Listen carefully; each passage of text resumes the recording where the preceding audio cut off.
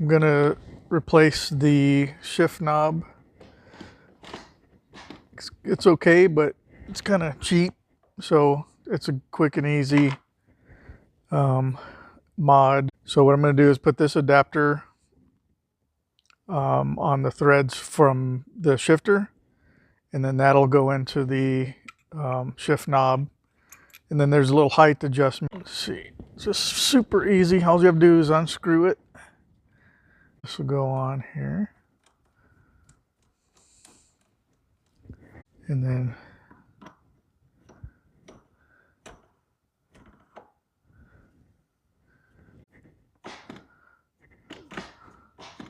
the WRX gearbox is pretty rough, so it gives you a little more leverage, and the weight kind of helps move it around.